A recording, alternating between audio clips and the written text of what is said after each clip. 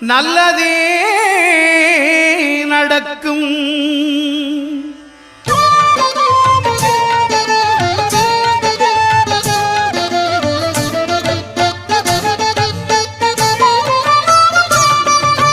9 கோளும் ஒன்றாய் காண அங்கு கற்பகம் என்னும் கடவுளின் மெய்யில் 9 கோளும் ஒன்றாய் காண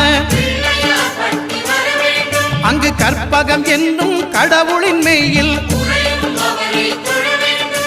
சூரியன் முதலாய் 9 கிரகமும் பலவித குணங்களை கொண்டிருக்கும். எங்கள் கற்பக தருவில் அவை வரும்போது ஒன்றாய் சேர்ந்து பலனளிக்கும்.